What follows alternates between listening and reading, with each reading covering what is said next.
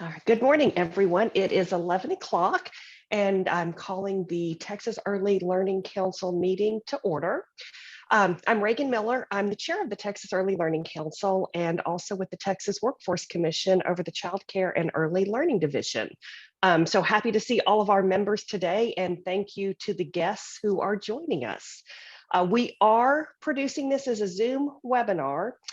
Council members, presenters, and agency staff are participating as panelists, while the rest of the public are able to participate in listen-only mode. As a reminder to our council members, when you're not speaking, please mute yourself. Megan is here and she will help facilitate the meeting, and she will also help remind us to mute ourselves if we forget.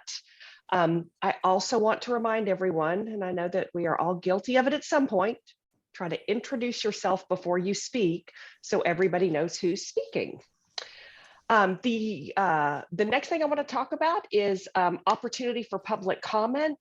The opportunity to submit public comment closed at 5 p.m. yesterday. Members of the public are still able to request oral public comment today by emailing the request to Megan Schneider.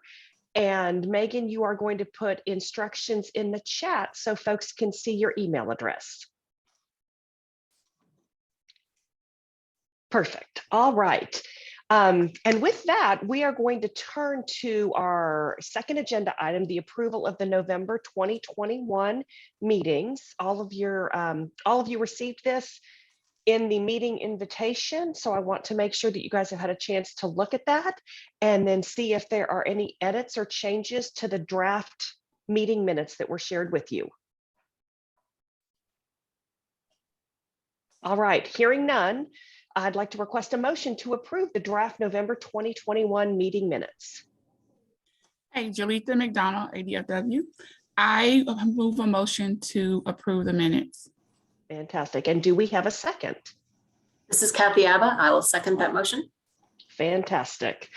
If there is no discussion, I'm going to ask Megan to conduct a roll call vote of the Early Learning Council members. This will serve as both your approval of the meeting minutes as well as our roll call. Megan? Great, thanks, Reagan. When I call your name, please reply for, against, or abstain. So we'll go alphabetically. Catherine Abba. For. Sarah Abrahams. For. Travis Armstrong. Weldon Beard. For. Terry Breeden. For. April Crawford. Rochelle Daniel. For. Alfrema Giles. For. Melissa Hoisington. Becky Huskeeler. For. Kim Coffrin. For. Jerletha McDonald. For. Dana McGrath. For. Reagan Miller. For. Teresa Robledo. For. Stephanie Rubin. For. Amber Scanlon. For. Kirsten Schwab. For. June Yateman. For. Audrey Young. For. Great. The motion to approve the November 2021 meeting minutes has carried. And I will turn it back to you, Reagan. Fantastic. All right. Our third agenda item is public comment. All of you should have received an email from Megan yesterday with some public comment that was submitted. So Megan, let me turn it over to you to facilitate our public comment section. Great. We have received 2 requests for public comment. One you received yesterday, as Reagan mentioned, and someone else would like to provide oral comment. So we will go in the order received. As a reminder to everyone listening in, earlylearningtexas.org has a section of the website called Meetings. This houses all the meeting information for past and upcoming meetings, as well as the agenda once it's released. Public agendas are posted a minimum of 1 week prior to the meeting date, along with instructions for submitting public comment. All 2022 meeting registration links are posted there as well. So we will start with Kathy, and this is I'll run through the instructions for each of you. So please provide your name, organization, and the agenda topic you are commenting on for the record. Each speaker will be allotted 3 minutes to provide your public comment. When you hear a chime sound at the 2-minute mark, this indicates that you will have 1 minute remaining to wrap up your comments. Council members may ask questions after each speaker concludes. So we will start with Kathy McHorse. Kathy, you should see a note that you are being promoted to a panelist. In 1 moment.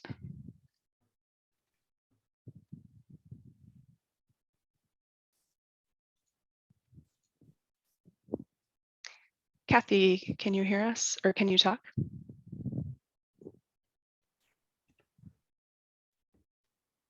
If you're talking, we can't hear you yet. Just got here, Megan. Thank you. Kathy, representing the Austin Travis County Success by 6 Coalition, speaking on agenda item 5. Thank you for the opportunity to speak today. We are grateful for your collective efforts to support the early childhood systems and want to acknowledge the staff at TWC for their significant efforts to deploy federal relief investments to ward off a collapse of the child care sector. This sector is facing unprecedented staffing crises. Directors in all programs report challenges in hiring. Providers are at a breaking point. I want to share a few of their stories with you today. From Amy Mock, Magic Dragon Preschool. As caretakers, we learn to give and give. We've been running on this continuously depleting mode, and it's not sustainable. At some point, we need help. We need to be recognized for the significant contribution of our service, our good work, and commitment to the working parents who constitute the workforce in our blooming state.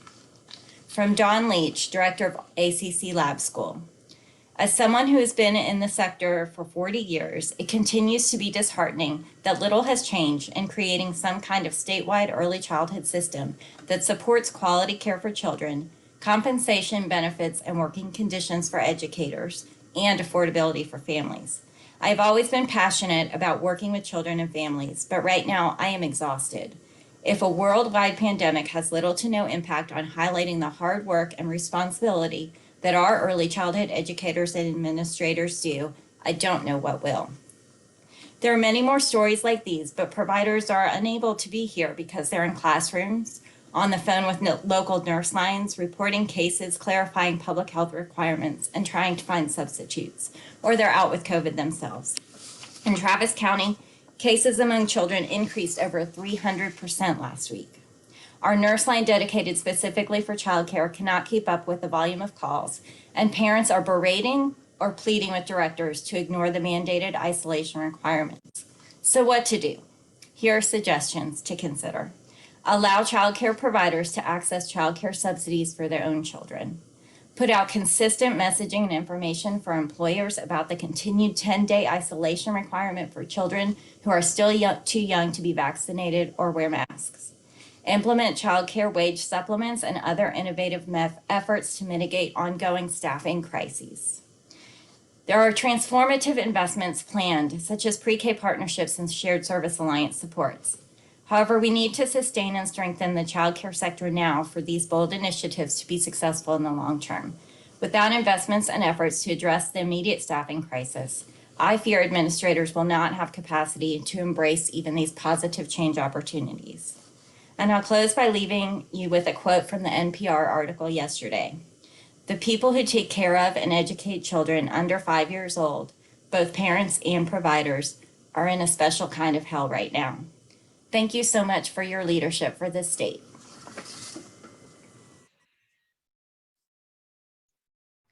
Thank you, Kathy. Reagan, I'll turn it to you to see if anyone has any questions for Kathy. Questions or comments for Kathy? Kathy, thank you for gathering input from providers. We have commission meetings with our 3 commissioners, and we've also had some providers come speak to our commissioners about the challenges that they're facing. At one of our most recent commission meetings, our commissioners heard from providers and an advocate about staffing challenges that they're facing. And one of the things that they suggested was an education campaign about opportunities to work in this field. At that meeting, our chairman did ask staff to look into this. So this is something that we're currently examining right now. So I do appreciate the additional input, and it certainly emphasizes the challenges that remain. And with this resurgence of COVID, I can only imagine how difficult it is once again to be on the front lines. Thank you, Reagan. Appreciate it. Stephanie? Yeah, thank you, Kathy. It's very disheartening to hear about parents who are getting very upset at the educators who, of course, many of them have been sick themselves or have, kids and are kind of struggling to show up. And I'm sure there's a struggle to keep ratios to appropriate levels.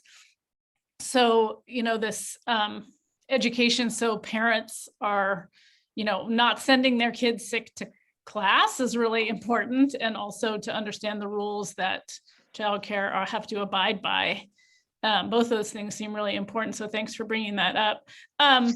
You definitely talked about things that are systemically important, like the pay, issue, and the fact that in order to make sure that educators can get to work, that their kids have childcare, those are really important. Is there also, we talked about at the beginning of COVID, the need for PPE and like the additional costs that have arisen by the fact that they're cleaning their rooms constantly, or have any of those issues come up there where there are some short-term funding solutions you think would be helpful?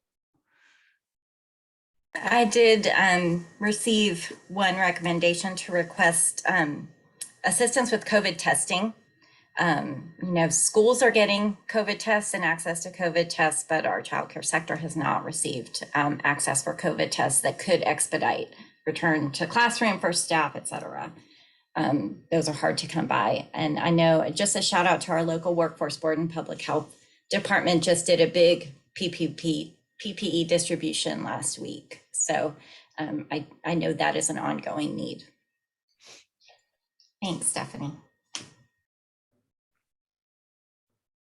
All right. Thanks, everyone. Megan, back to you.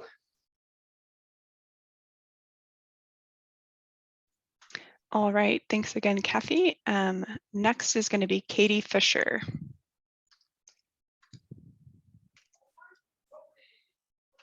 So Katie, you should have just received a message that you've been promoted to a panelist.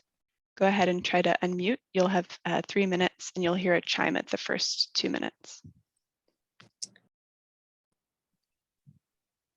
Hello, can you guys see me? We can, yes. Okay. I am new to advocacy, so this is only my second or third time speaking, but I was asked to speak and I'm excited about it. I am a teacher. I'm been a teacher for over 10 years. Right now I'm teaching 2 to 3 year olds. And I wanted to talk about ratios and how they're affecting all of our teachers, directors, especially during COVID and the staffing shortages. So I wrote it down. I'm going to read it because if I don't, I'm going to spiral. So I said, good afternoon. My name is Katie Fisher. I've been an early childhood teacher for over 10 years. I moved to Austin, Texas from Florida over 5 years ago to pursue my career in early childhood. I chose to move to Texas because the standards for early childhood teachers, along with child development centers, is above and beyond Florida standards, as well as the standards of many other states. Institutes that measure quality and provide resources to meet these standards include Texas Rising Star and TEA. In fact, Texas provides a number of tools and systems to ensure our next generation of little Texans are developmentally ready for kindergarten. As a state, it is evident you want the best for our kids. That is what sets us apart.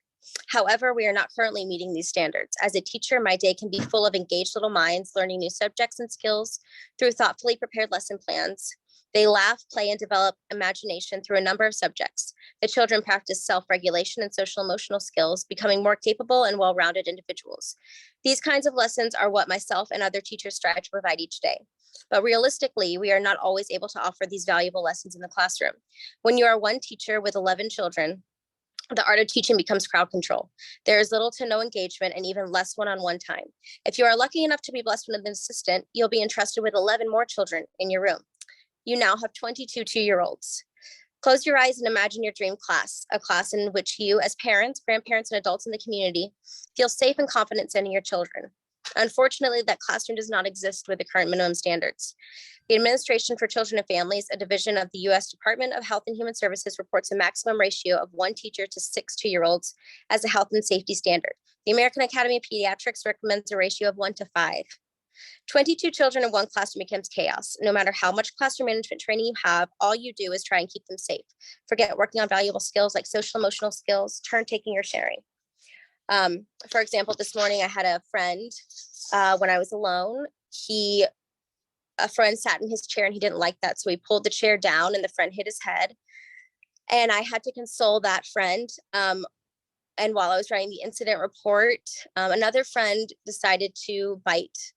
And then I had to go console that friend. And it's pretty much a daily occurrence. It's a serious problem, and a problem that isn't caused by lack of quality teachers or parents. It is a minimum standards problem. And I can't figure out for the life of me why a state would want the minimum for our kids. I'm a co-chair on the board of the local NACE chapter. This past session, I worked with the United Way in advocating for House Bill 1003. This bill was to establish a child care task force to conduct studies on the quality of childcare, including why the teacher turnover rate is so high. After discussing with previous colleagues and researching the topics, this is what I found. The number one reason teachers leave the profession is the mental toll it takes to keep 22 children safe, happy, and engaged. Katie, I'm so sorry, but that was your 3 minutes. Are you almost done, or? Yeah, I can. I have. Okay, well, just one more paragraph. Sorry. How can we lower ratios when centers are already struggling to stay open? I don't have the answer.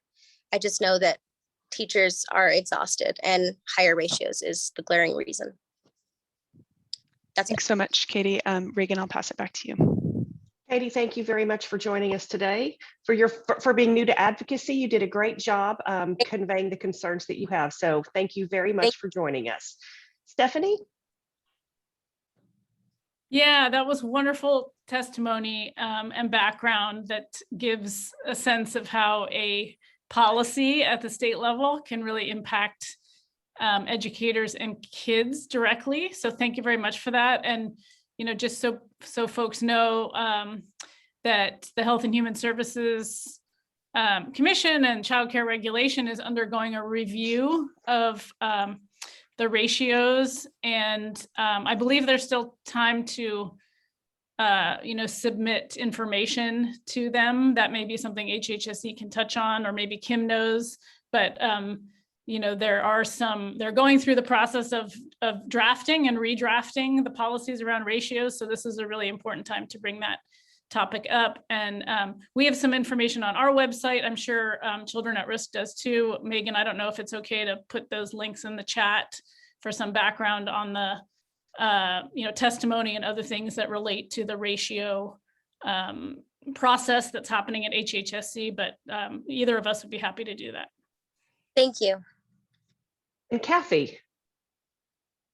Thank you, Stephanie, for that information, but thank you, Katie, primarily. How courageous are you? Thank you. Bravo. I just want you to know that I will share this video of you with our students at the community college and put them to the task of advocating for this cause this semester, because they have to advocate for something, and how inspiring you will be for them. So I want you to know that your time was well spent today, and bravo. Thank you. Thank you. You hit upon every important point. So cannot congratulate you enough. Thank you so much. All right, Jerlitha.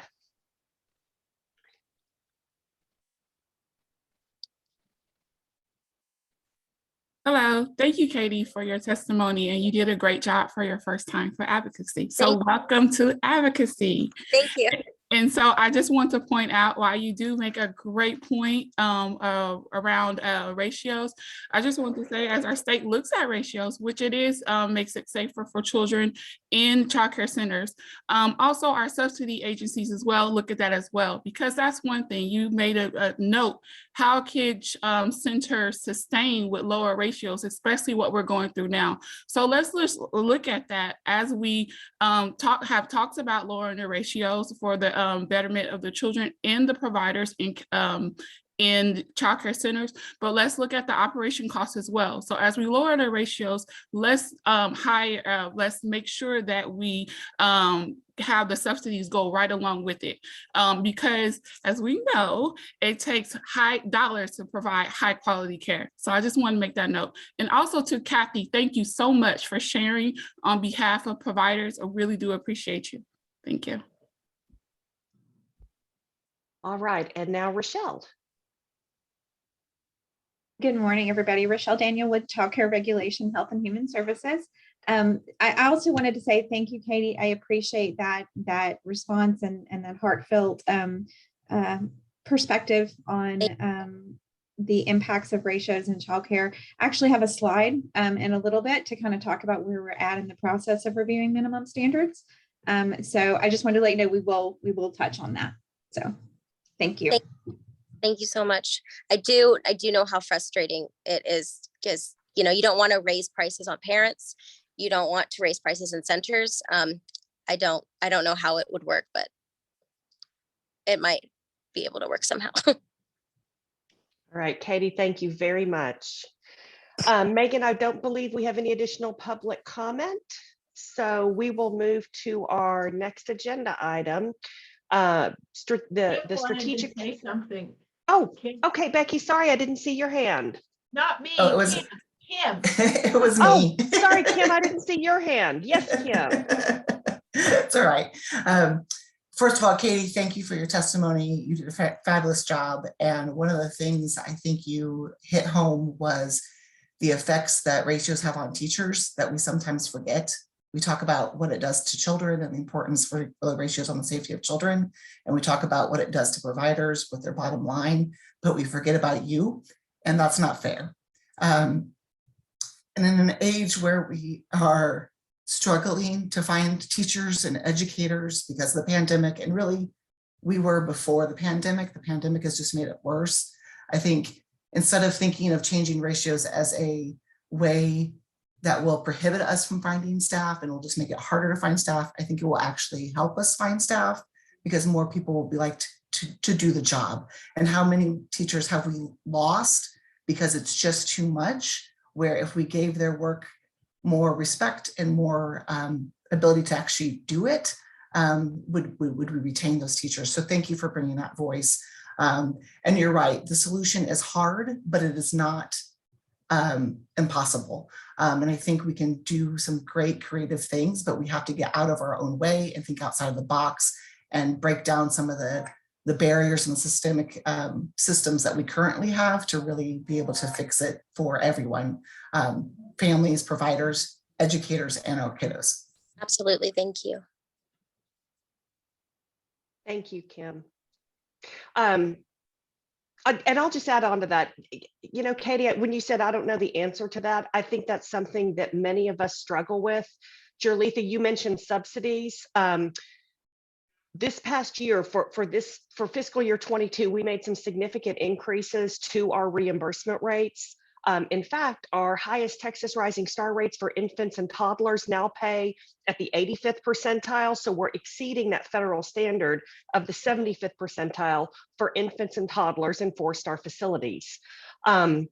So we're certainly trying to make incremental steps on the subsidy side. I think one of the big challenges is that the subsidy system, prior to the pandemic, we were about 11 to 15% of all licensed capacity in the state of Texas. It's probably increased a little bit, but private pay parents are the vast majority of the child care system. And as you said, it's really tough because parents are already challenged with the high cost of childcare, and it's a personnel driven system. And you do want high quality teachers and teachers who are passionate about working for children. And so I think this is something that we all need to continue to think about and figure out how do we continue to think about the workers in the classroom and what they need to succeed and to really help our children grow during those earliest years. So thank you very much. Did I miss anyone else who wants to make a comment? Dralitha? Yes, and I do want to make a remark regarding the subsidies. I can say yes, the subsidies rates is higher than we have ever seen before. And there are several providers here on the call today, and they're all excited about it. So yes, so I just want to make it clear what I was saying. As we move forward with just making changes, just being innovative on what those changes look like. So that's what I was saying. And yes, we are grateful and excited about the new subsidy wages that we are receiving, but moving forward, just more innovation. So thank you. We would like to thank our state agencies and subsidy agencies for that. Well, thank you, Dralitha. We're doing what we can. We know we've got, we certainly have more to do, but we're doing what we can now. Mm-hmm. Okay, so with that, we will move to our next agenda item, which is our discussion on the strategic plan. This is our ongoing discussion where we want to circle back to that strategic plan that we developed a few years ago and really focus in on one of the strategies from within that plan.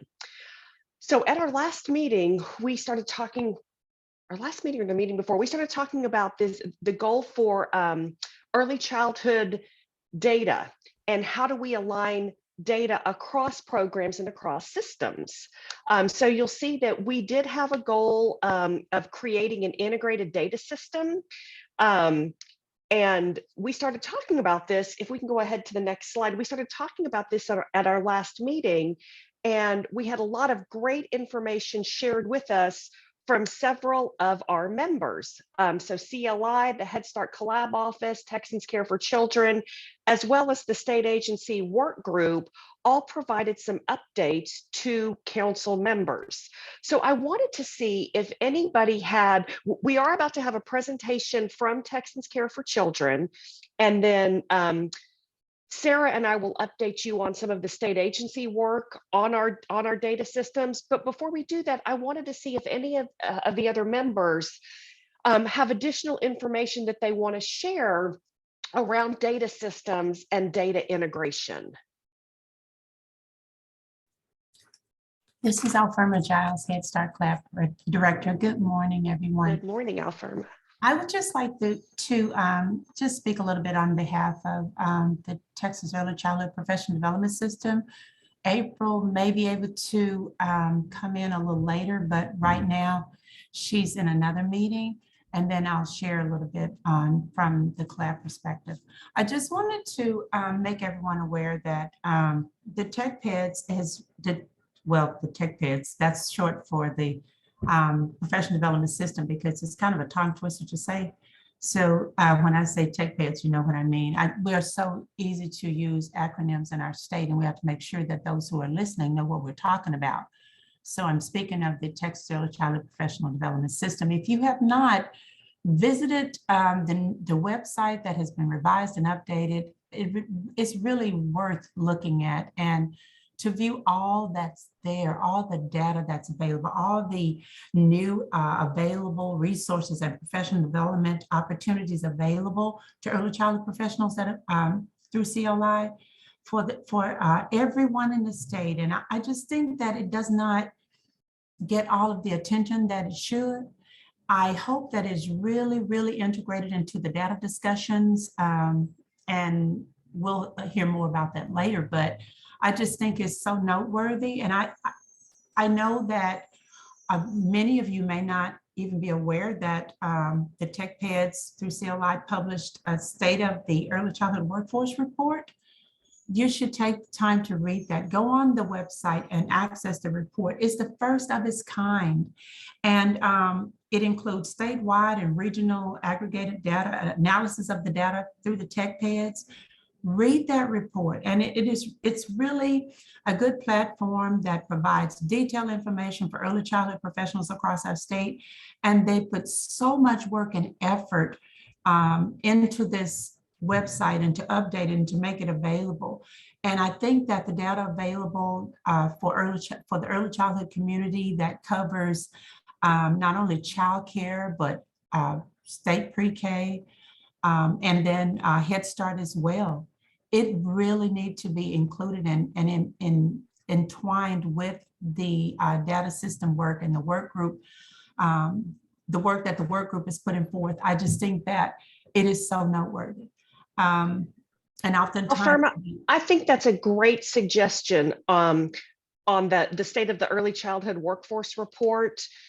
I think it would be good, in fact, if we add that to our next meeting, so that all of the members and the public can get an update on what's in the report. And also, we can ask April to talk about some of the areas that they're considering for improvements in the data that's collected. It was a great report, so thank you. That's a really great suggestion. And as I sum up, thank you, Reagan. And as I sum this up, because we don't want to ignore the hard work that it was put forth to make sure that that report came through and it was published, and it has received some noted recognition. I shared it with our National Head Start president. She was so impressed with it.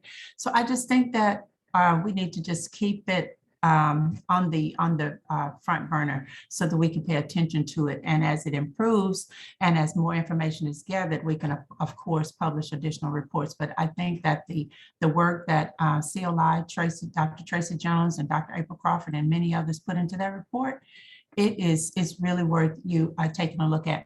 And also, Reagan, I don't want us to lose the idea of having a unique identifier for all children in Texas. I think it would solve a lot of our problems. I don't know how we're going to do it, but I think it's something that should happen. When children are born, they should be given a unique identifier, and it will follow them through the education system, regardless to which system they're in. If they're in childcare, if they're in state pre-K, if they're in Head Start, it doesn't matter. That the unique identifier will follow them, and it will really help us. I don't know if that's part of the work group discussion at this time, but I'm just really pleading for it to happen some way, somehow, so that all children can have the unique identifier, and we don't and their information, their portfolios, all of their education information will transfer when they go into our school districts. We're all serving the same children. And I just think that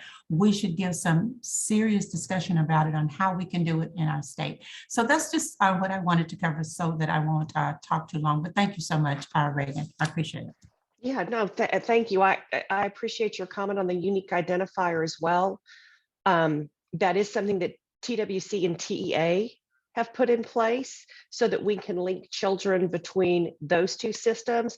But we have had discussion as well with some of our other state agency partners about opportunities to build out the use of a unique identifier. I think one of the challenges that we have to think about is privacy, how that information is used, who has access to that information. Those are all things that parents will be very, very concerned about. But I think we can work through this. We just have to keep that top of mind. Any other questions, comments from any of the council members? Oh, Reagan, this is Alfirma again. I just wanted to share briefly that what I've done in my collab work is all of the information that's included in our strategic plan, all of our activities. I have included that work in my strategic plan in the areas that I can carry out specific activities. I've included it in the work of the collab office. As I work with state agency partners, I'm meeting with them, I'm sharing data. I have a big data project on my plate right now to share with child mental health, for the state child mental health staff, and it's due in February. I hope I'm able to finish it, but just sharing data to make sure that we all have what we need to support each other in our different state agencies. And I just completed something for children at risk just the other day, data request. So I think that integrating it in the work that we do is how we can carry it out in our individual programs and our state agencies. So I just wanted to share what I was doing to give an update. Thank you very much, Alferma. Okay, then with that, we're going to go to a couple of presentations now. Jerlitha had her hand up. Oh, good. Thank you. Thank you, Jerlitha. So I see she's in this little, like, you know, family feud squares or whatever. And I know when you're running it, it's hard. As a college professor, you don't see everybody on the thing. So anyway, okay. Thank you, Becky. I do appreciate it. Hello, Jolita McDonald. Oh, so the Early Learning Alliance in our area has conducted a survey, and our organization partnered with them for family child care owners and directors and center owners and directors.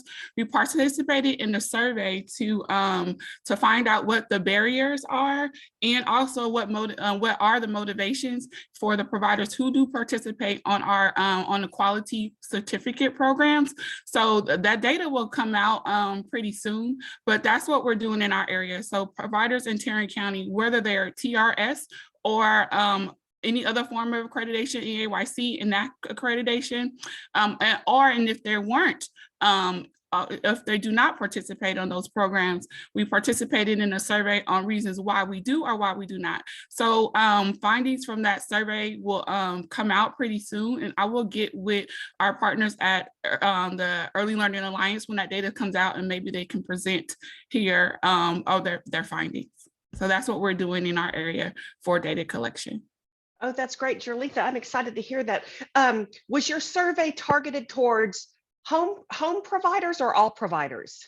All providers. So home-based providers, owners and directors participated, and owners and directors of childcare centers participated as well. And we're hosting another one this Saturday on the 22nd. Some more providers in Tarrant County are participating. So, yeah. Great. Well, we'll make a note to check back with you for an upcoming meeting. We'd love to hear the results of that. Yes, thank you.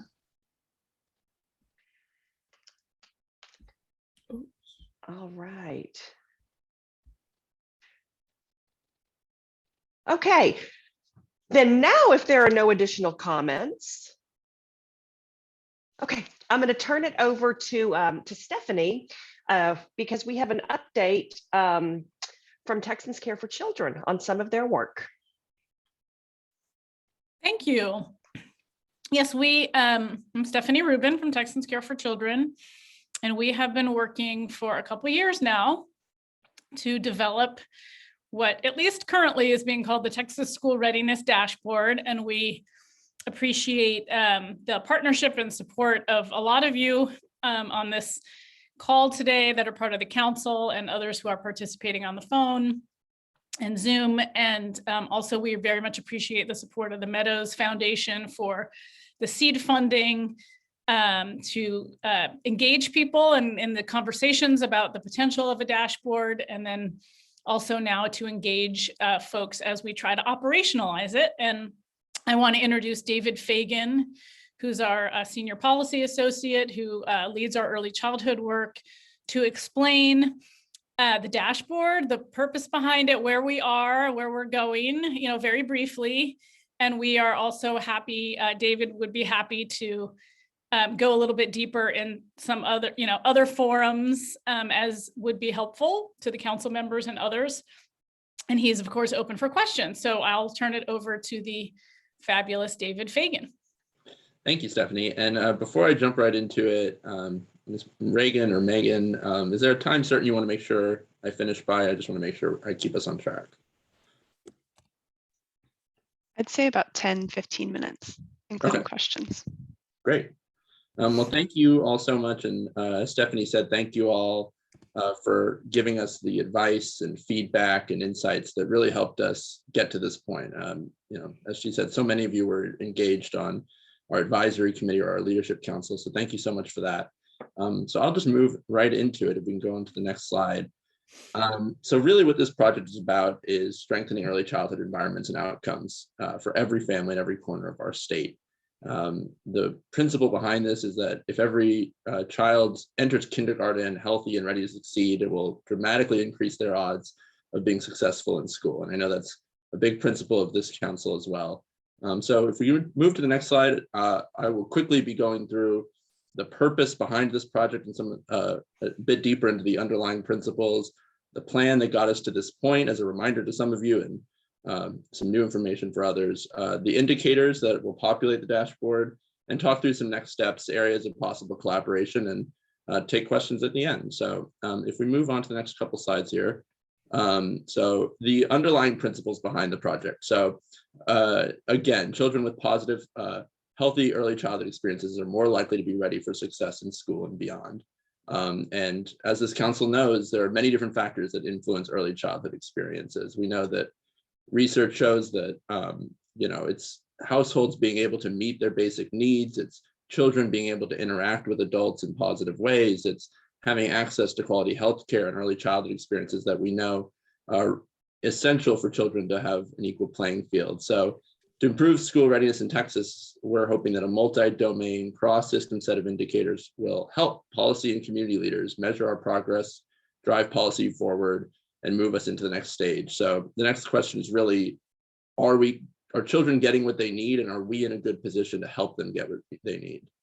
So on to the next slide, please. So as you all know, unfortunately, far too few Texas kids are arriving at school with a strong early childhood foundation they need. According to the latest KEA data we have, only around half of students are deemed kindergarten ready in terms of literacy. And we know that those numbers are far worse for our Hispanic children, our Black children, because of disparities in family income and healthcare access, early childhood education, and other factors. So we know that we have a big problem, but also a big opportunity to make a difference for so many kids if we're able to really develop a framework to help us improve early childhood experiences holistically in a more comprehensive fashion. So if we move to the next slide, and the one after. So as a reminder, in 2020, which feels like a lifetime ago, we convened over 40 Texans via a leadership council and advisory committee, again, that many of you contributed to, that really helped us identify the key indicators for a school readiness dashboard. That work was led by representatives like Diego Bernal and James White from the legislature, Texans representing communities ranging from Harlingen to Lubbock, folks from the Federal Reserve Bank of Dallas to local school districts, early childhood experts, agency leaders, business leaders. And that group selected indicators that really were key in providing insight into whether children were in the positive experiences, receiving the positive experiences they need to be ready to succeed. And as Stephanie said on the onset, we obviously got a lot of support from the Meadows Foundation, other philanthropic partners that allowed us to dive deep into this and continue diving deep since that group convened.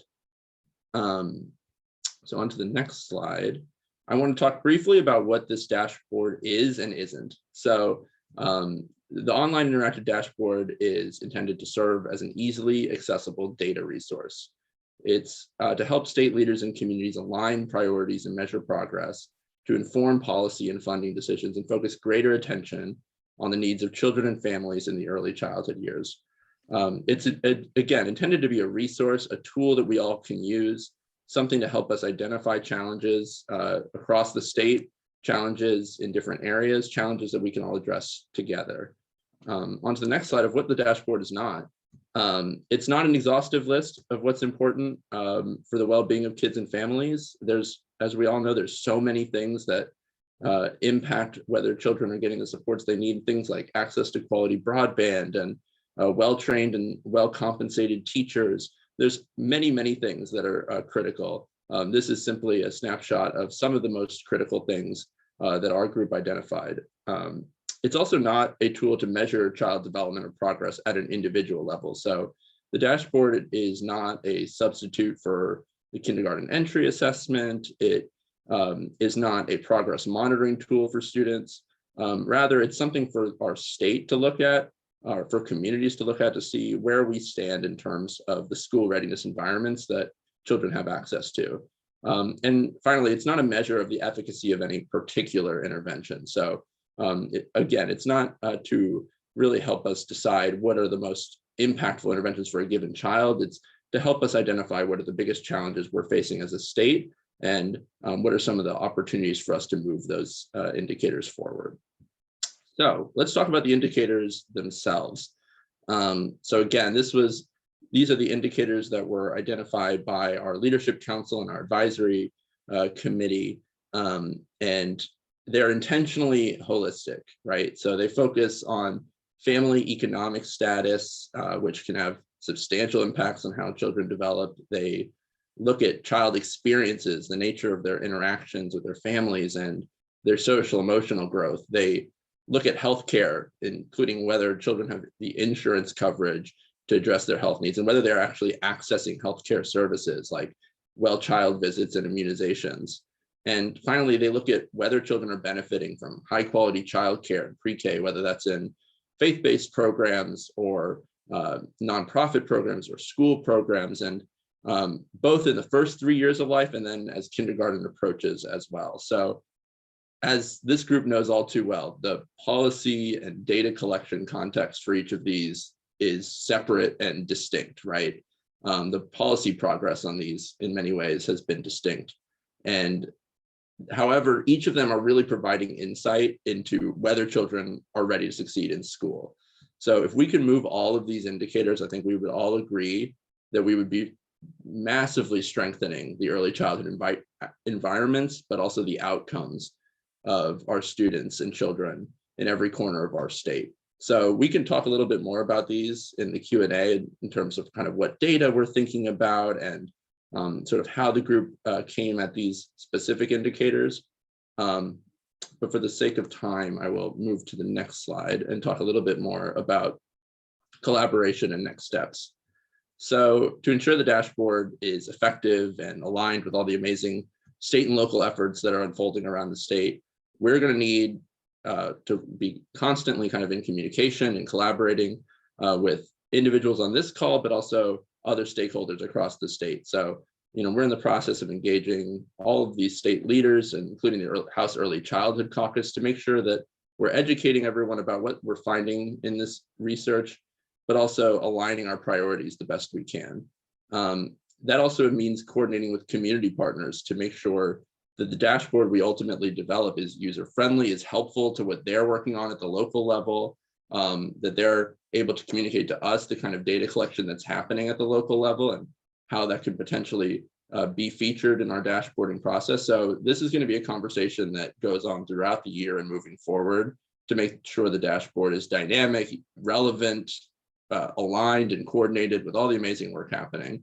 Also, we have to build and operationalize the dashboard, which is an exciting thing because right now there's no dashboard to show you. We have the indicators, we have a plan. We're working very closely with the PN3 Policy Impact Center and others to make sure that we're building a dashboard again that's user-friendly and operationalized this year. So we're really excited about that, and obviously we'll have more updates as the year develops as far as where to find the dashboard, and we welcome any feedback you have. So if there's amazing dashboards that you've seen because of their user-friendliness or how dynamic they are, please send those my way because we're really trying to think about how to make this as user-friendly and useful as possible. And finally, we're not just sort of showing data with this process, we're also going to be disseminating research on the policy levers that could best drive these indicators. So the indicators were chosen in part because of the impact that they would have for children and families, but also because our experts really felt that these would be movable through state policy decisions. And so we're going to be disseminating research on not just what are the state of the current indicators, but how do we make them better? How do we see progress in our state and across the community? So more to come on that. So my email and Stephanie's email is in the next slide. I think this would be a good opportunity to answer any questions you have or get any feedback you might have if we have time.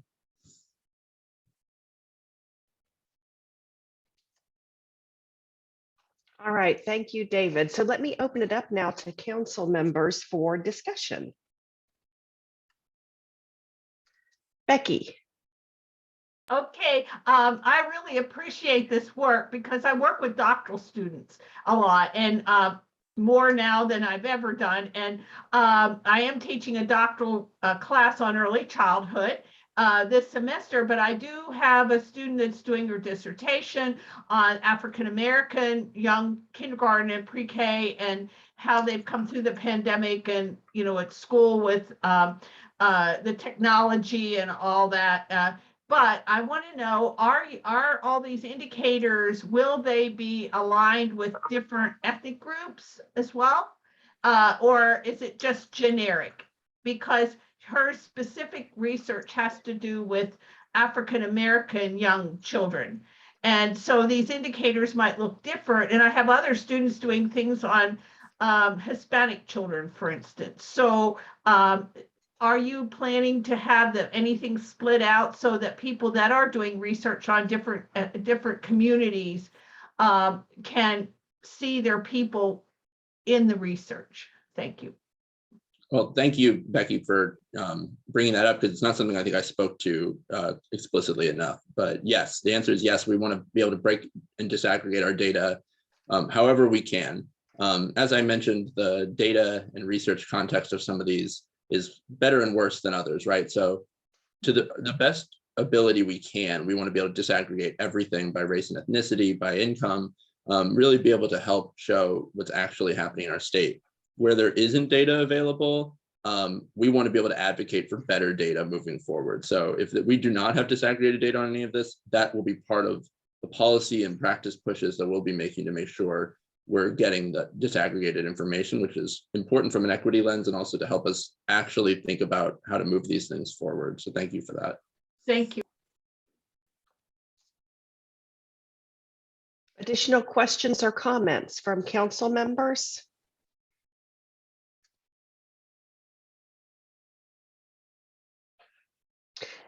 David, I am curious about timing. Did you talk about like what your goal is for the release of the dashboard?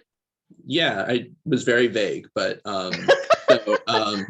so it's a basically this is a 1-year project, but we will have a dashboard to show you.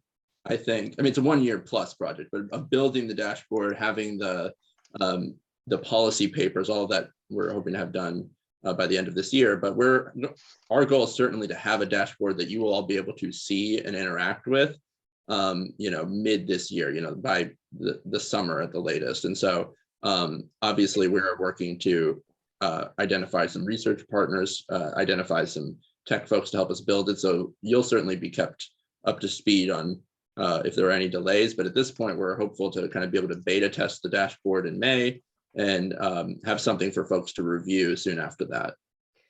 And is the dashboard something that will be updated on an annual? I mean, I guess I'm curious about when do you plan on refreshing the data? Yeah, good question. So we're looking at that as right now, we haven't like made any commitments. I think certainly we're hoping to update it annually, and a lot of that will just depend on the data we're using. A lot of it is, you know, census data that is updated sort of on an annual basis. So we're hoping to update at least annually. Okay, great. So we have a couple of hands up, Stephanie and Alferma. Stephanie, do you want to go before Alferma? I know you had your hand up first. Yeah, let me just clarify one thing. And David, Okay. great job explaining. I'll just say, because I know we have this next presentation that's going to be from agency partners about the data work that's happening in, you know, among agencies and in collaboration. And so one of the things we will need to navigate and try to work collaboratively with everyone on is making sure that the data we use to populate the dashboard, a lot of it's going to be from national sources, things that the PN3 Policy Impact, you know, Center is already collecting. And we will try to use whatever state data are available for, you know, to supplement. And it's really important for us to try to align and be trying to tell the same story so that as policymakers look at it, they don't see data from different sources and get kind of confused about what the data are actually showing. And so that is going to be something that we will want to, talk with communities about, and of course with DFPS and HHSC and TWC as we're populating and figuring out where there's gaps, where there's overlap, because the intent of this is not to duplicate and it's not to confuse, but to, tell a manageable story that policymakers can use across systems to evaluate how they're doing, and also to really help drive change. So I'll stop there. I don't know if that was a question that was going to come up, but we appreciate all the work everyone's doing, and we're really trying to be, have a complementary process. Yeah, thanks for that, Stephanie. We'll go to Alferma and then we'll go to Sarah. Alferma Giles. David, thank you so much for the presentation. I just happened to think about this when you were talking about one of the indicators, the one on mental health. I'm just curious to know, does this include early childhood mental health? Any thing on that? Because we know that is really on the horizon now, especially with all that's going on in our current climate. I wondered when I noticed that. I just wondered if it included early childhood mental health.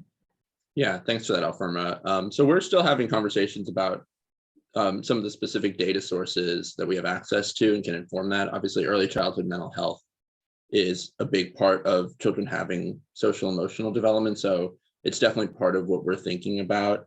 We're also thinking about things like the percentage of pediatricians that are using the ages and stages questionnaire and things like that. So we're trying to think of data that we can actually collect and continue to advocate for better data collection at the state and national level. So early childhood mental health, I think, would fall in that category. It certainly, to some extent, falls into the what quality childcare means, of what quality adult-child interactions mean. So it's sort of contained in multiple buckets. So if there's any data that you're aware of or think that we should really start to build in, please share that with us, because it's a great time for us to have that conversation. And one of the things that's just makes this interesting and complicated is that there's, data, some of the other indicators can be reflected through data on access to particular programs.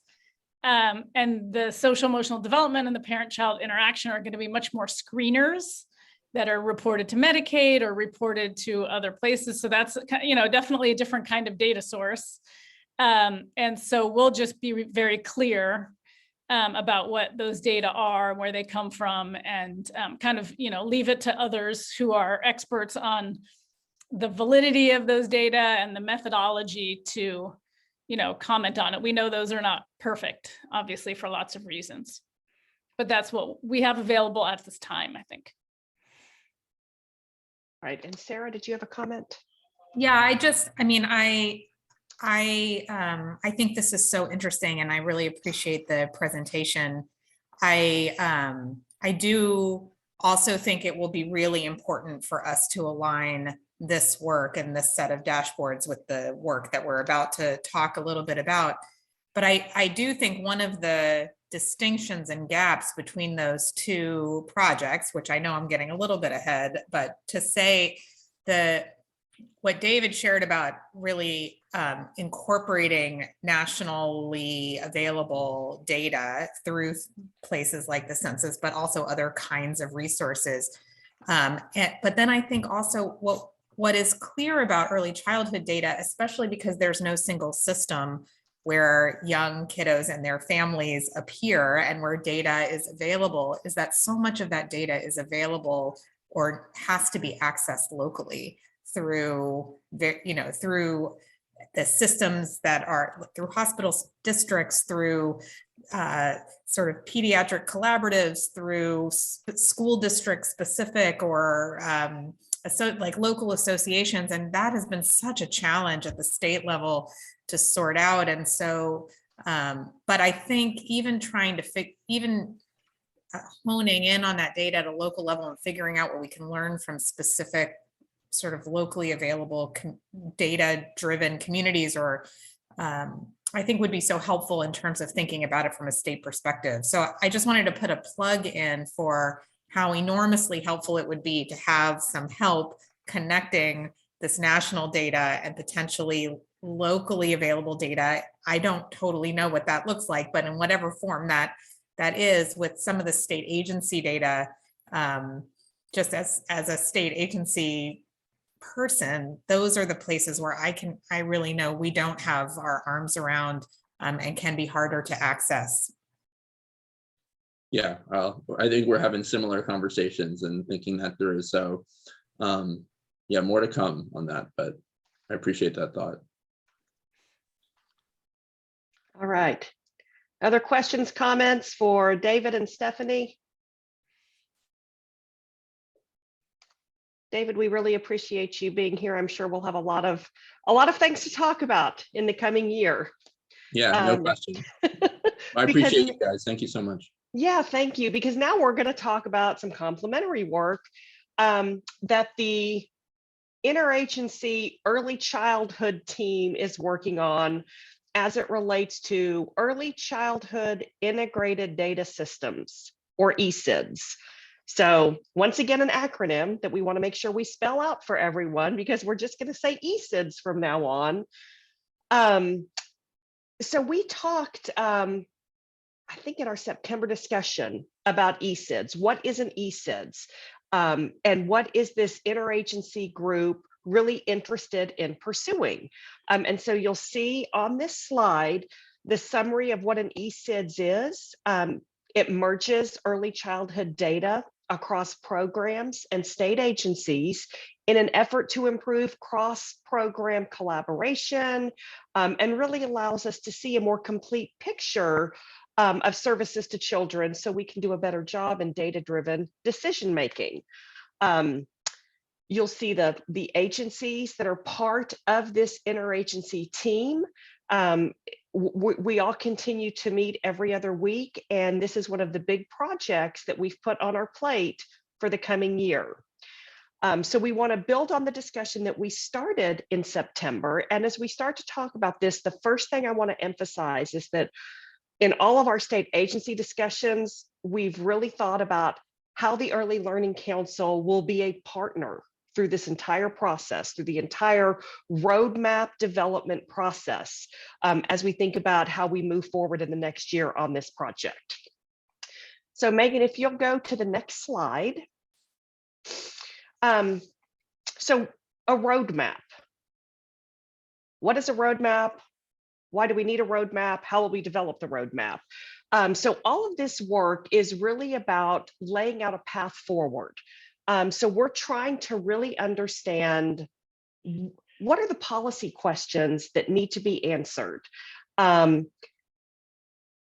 We want to put this together so that we can answer specific questions about children, because there's a whole host of things that potentially we might want to ask. And so we need to think through, how do you parse this out and then lay it out in a roadmap that makes sense. So over the next year, we're going to work with stakeholders to develop a roadmap for an early childhood integrated data system. So then on the next map, you'll see today's objectives. One of the things I want to remind you about as we talk about these objectives is that in this roadmap that we're going to pursue, we're really talking about the policy question, the use cases, what do we want to answer? We are not jumping into the technological solution. That comes later. The first part of this roadmap is really all about what is the data that we want to collect to be able to answer certain questions. So today, we wanted to talk about 3 key areas: high-level assumptions for stakeholder input, whether we want to stand up an early childhood data work group as a subcommittee of this council, and then talk about the process for reviewing and providing input to the ECIDS purpose and goal. So with that, we'll start with the first discussion on stakeholder input. So we wanted to really acknowledge what the process will be for getting stakeholder input, that we want to create a system that engages stakeholders and creates an effective mechanism to get input, because it's critical that we're designing a system for the folks who will be interested in what's in there. We want to make sure broadly that folks are aware of our development of this roadmap, and that we design it with input from folks who would want to use it and see the data within it. And so on our next slide, you'll see that some of our high-level assumptions on stakeholder input is that this interagency team will be sharing information with our leadership. So all of the state agency personnel on this call, we all have a boss, and we all need to make sure that our bosses understand what we're working on. So we've been briefing our leadership about our interest in developing this roadmap. We also want to acknowledge how critical stakeholder engagement is to the success of developing an ESIDS roadmap, and that the Early Learning Council, as I said before, is going to be one of our main conduits for stakeholder engagement. And that, as outlined in number 4, the interagency work group, along with the Early Learning Council, will identify who, how, and when to engage stakeholders. And then number 5, this roadmap that we develop, state agencies will go back and present it to our leadership for review and consideration on the pursuit of an interagency project. So all of the work that we develop on a roadmap, again, we will have to take back to our bosses to lay out all of the input that we received and the recommendations that are included in the roadmap. So at a high level, we're looking at how do we engage stakeholders throughout calendar year 2022. And then if you move to the next slide, so we've taken care of generally our critical feedback loop for stakeholders. The next thing we really want to talk about is how should the council be engaged in this work, and whether or not we should create a data work group of the council. So next slide. Under the council's operating procedures bylaws, I do have the ability as chair to create a work group. And so I'm really interested in getting input from members about, is this something that you'd be interested in creating?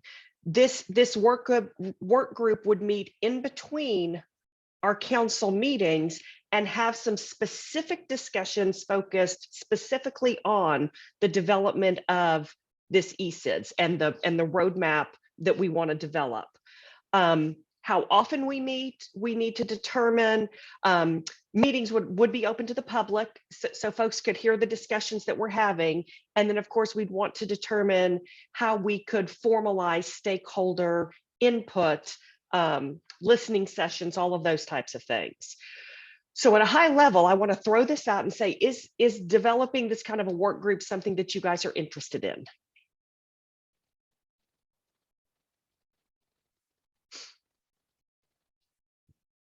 Kathy. This is Kathy Arba, and I have a question.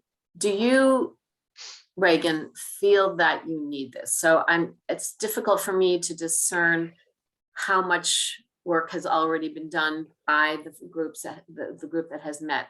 And correct me if I'm wrong, am I understanding that what you want is the best possible way to integrate all data that all these agencies collect, and you want a work group to help address that question? Yeah, so I think what we're looking for is an understanding of what kind of questions do you want to be able to answer if we were to merge data together? Not how do we merge it, not the technical piece of how we bring it together, but what is all this data going to tell us? So for example, if somebody were to say, how many unduplicated kids receive early childhood services in the state of Texas? Well, I could tell you how many we serve, and TEA could tell you how many they serve, and eventually we'll be coordinated. And Sarah can tell you how many they serve. Dana can tell you how many they serve, but we don't have a way of integrating all of that together to answer some basic questions across programs.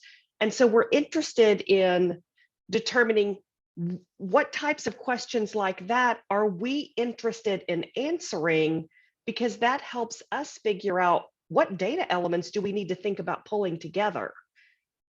Sarah, did you want to jump in?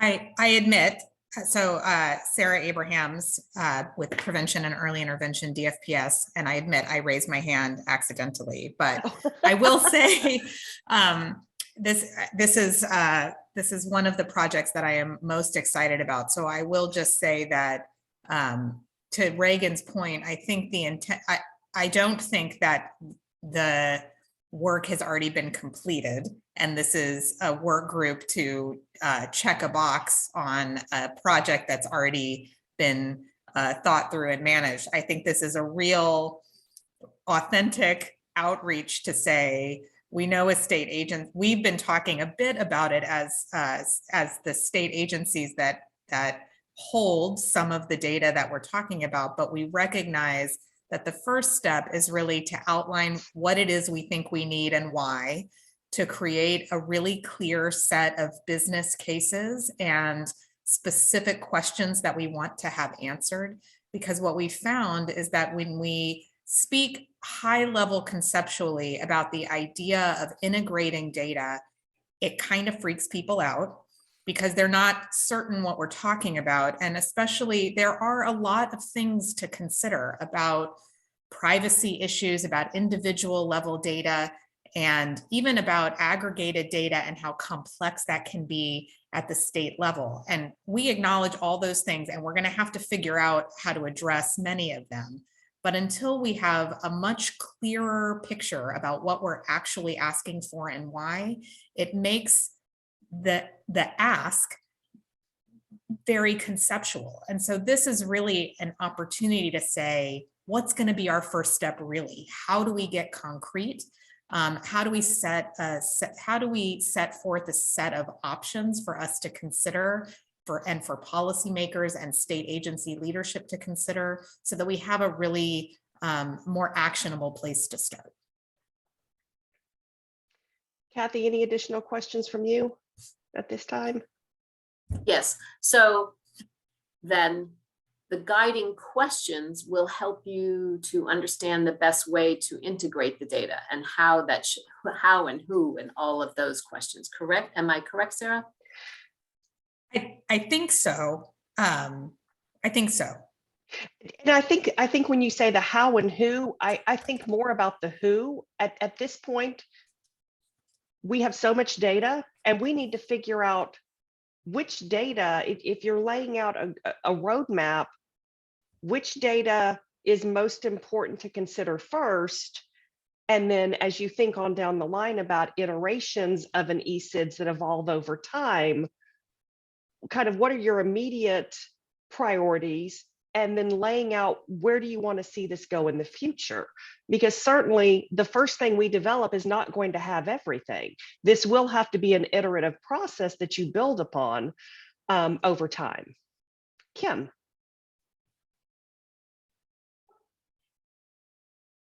My mouse, thanks. As part of this work group's also responsibility to not only for us to think about what questions we want answered through this data, but also how to hear more from others who aren't on the Texas Early Learning Council. I mean, we're a great group, guys, but we also we all have our lane that we're in, and we don't represent the entire body of the system. So is it also like, how do we get parents' voice? How do we get providers' voice and educators' voice and other advocate voices across the state on what we really need in that data? I mean, I have a list, yeah. but I don't have an exhaustive list. Yeah, no, exactly. And that's what part of this work would do, would be think through, how do we need to design stakeholder engagement, listening sessions? Who are the different groups that would be interested in providing input to this? We just, these meetings that we have of the full council, we have a lot on the agenda, so it's really difficult to get into some nitty gritty detail on weeds. specific exactly. Yeah. I think it would be a great subcommittee, ad hoc committee. So why don't, it sounds like there is general agreement that we could develop a work group. And I'd like to ask you guys if you're interested to email Megan, send her an email. I think all of you have her email with your interest, and then we will try to determine how many folks we have, and from there figure out how often we're going to meet. Now, you guys may recall that we are receiving some technical assistance from a national TA center. Megan, you may have to correct me. The PDG Beta 5 TA Center has provided us with some resources to help in the development of this roadmap. In addition to that, TWC, we have identified an FTE, a position, and we have that position posted specifically to help on ESIDS and on data work. And so we're in the process of hiring for that position. So we'll have this position that will work closely with Megan and with that National TA Center, along with this subcommittee, as we lay out a plan for developing a roadmap, gathering input, and really thinking through what are the policy questions, what are the business cases that we want to be able to address by merging data. Okay, any other thoughts or comments on a work? And Kirsten said, Kirsten, you said, are there any models from other states? Yes, there are. Yes, there are. In fact, our technical assistance center in one of the presentations they made to us, they included some summary information from other states who have gone through this process. And so we'll be able to provide that kind of overview information to the work group. It was very eye-opening because one of the things that they really cautioned us about was thinking through programmatically, business case, policy-wise, what are you trying to answer, rather than jumping to the technical solution immediately, which I know I tried to do. I was like, oh no, I'm thinking about the technology and what does this look like and how do you merge them? And they said, you're starting in the wrong place. You really need to think, what are your business cases? What are you trying to answer? What do you want to, what questions should this data be able to help you with? Once we figure that out, then we can start talking about the technical solution. So yes, we will have examples from other states. All right, next slide. Okay, so we finished with the first two objectives, and now I'm going to turn it over to Sarah to discuss the last issue on input on purpose and goals. So with the help of this national partner and Kirsten, to your point, having had a chance to review the purpose and goals and sort of initial documents from a bunch of different states, so that we didn't have to start from scratch. So we took an initial stab as a state agency group, interagency group, at laying out or drafting a set of Texas ESIDS purpose and goals, which we're hopeful would help sort of provide some guiding principles and a starting place for this work group, so that they had sort of a framing document to go back to. So we're going to talk through that on the next slide. So this is, oh, hold on, I skipped on my own paper. Essentially, so why do we have a purpose statement? It's really this framing document. It's a way for us to succinctly articulate what is it, what are we doing? Why are we doing this? What's the purpose? And again, just to Reagan's point about trying to frame and articulate the business case, like what question are we trying to answer? This is sort of how these were the questions that we think the group will be asking as we put together this roadmap. Next slide. And so we gave a stab at trying states have done this in different ways. Some have a mission, vision, and values. Some have a set of strategic priorities, or they've named them different things. And I think there's an appendix that we've included that has some of the other state examples that we used as a starting place. This is not set in stone. This is really meant to be drafty. And so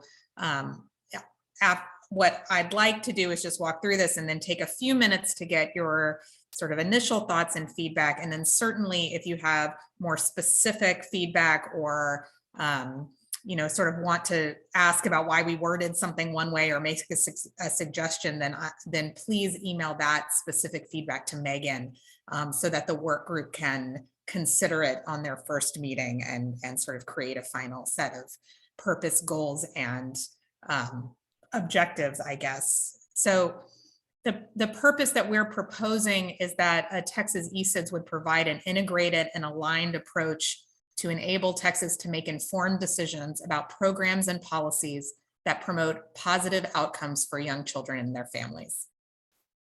These are the specific goals that we believe an ESIDS would lead to, which includes better insight into how these services are utilized across the state, improved decisions regarding use and refinement of early childhood programs, clearer information for stakeholders and policymakers, and better outcomes for kids and families. And in many ways, these goals align so closely with the goals that David and Stephanie shared from the dashboard that Texans Care is putting together. And then this is the beginning set of the why. Like, what would we use the data for? Why are we doing this? And in our initial thinking, here were some of the things that we identified. To identify bright spots or success stories or places where things are going great, because we want to really highlight those and learn from those. Identifying gaps in services or underserved populations. Identifying opportunities to align programs and services. Identify where early childhood services correlate with child progress in key measures. So this is a place where we may be able to begin to think about programs and investments and how they are connected specifically to metrics. Inform coordination across our programs, because as we said before, the early childhood system of services is quite decentralized across the state.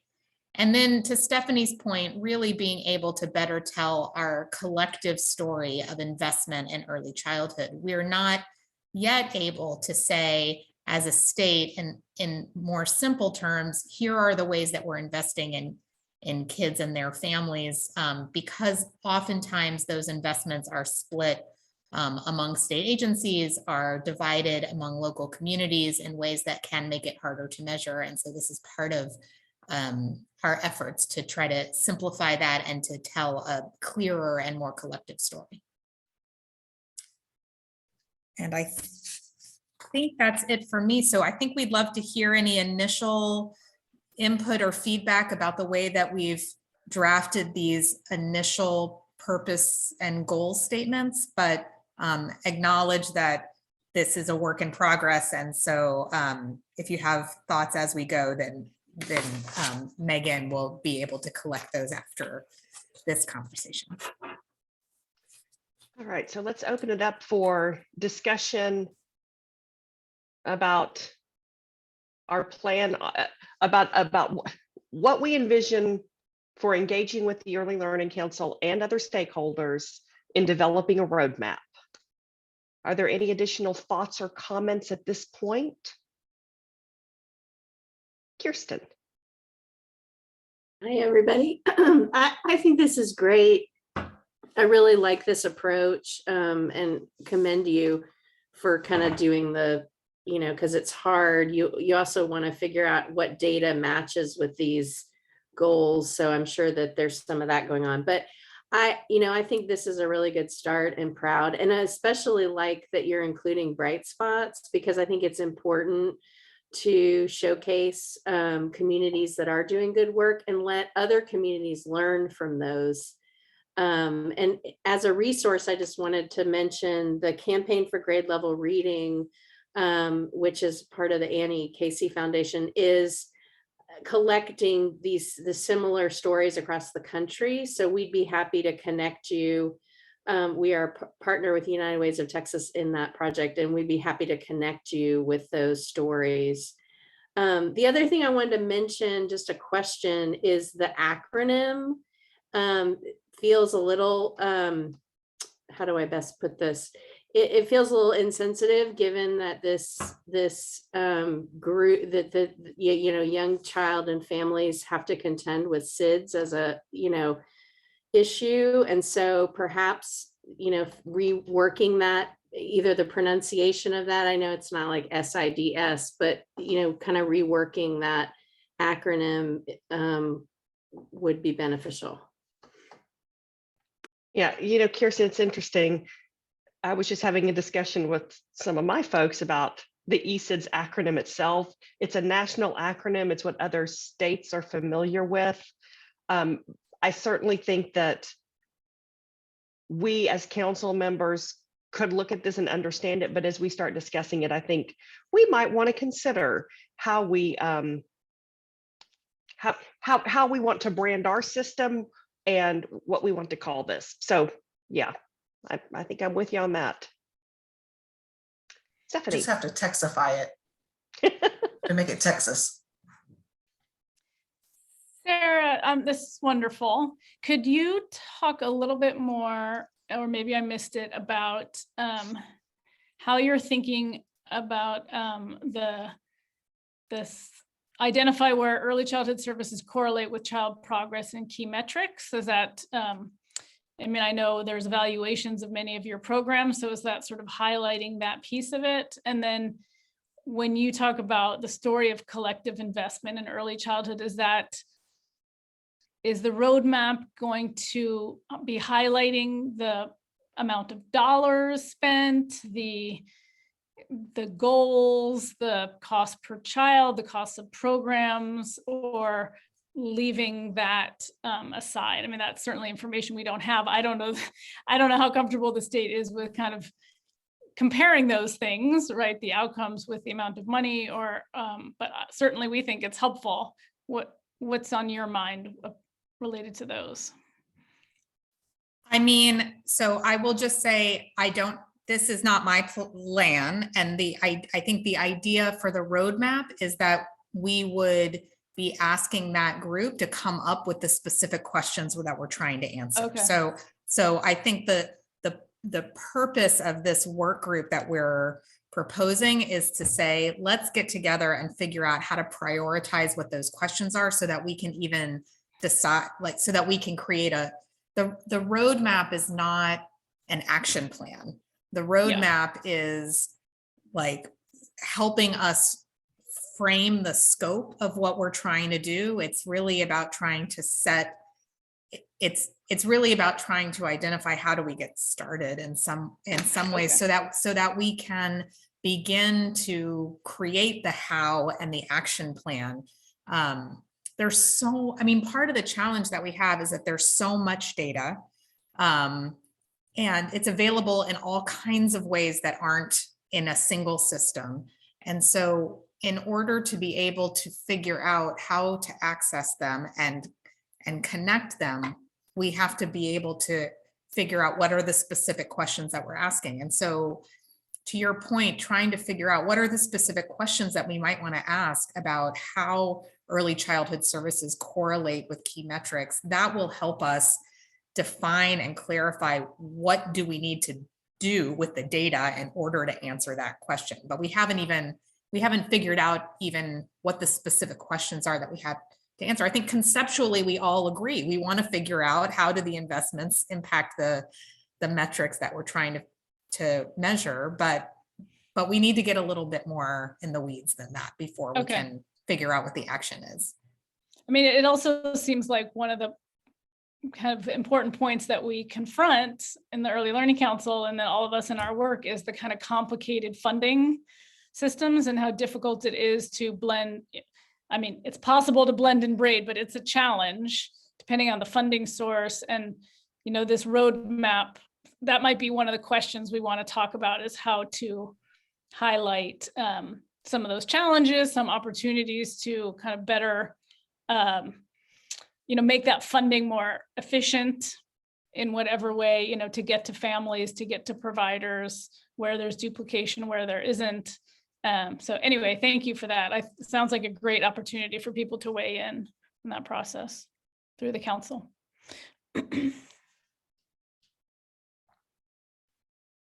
Lisa. Hello, Jolita McDonald. Hey, I think this is a great idea. And moving forward, when the committee is formed and when the committee comes up with the questions, will there be a time to engage the provider workforce to see what types of questions that's geared towards the ECE workforce? Yes. Yes. In fact, that's going to be something that we'd like this work group to do. Is define who the stakeholders are that we want to hear from, and then talk about how do we want to engage them. Surveys, listening sessions, they're all different ways you can get input. So absolutely, we'll want to talk through that. Thank you. Other questions or comments this morning?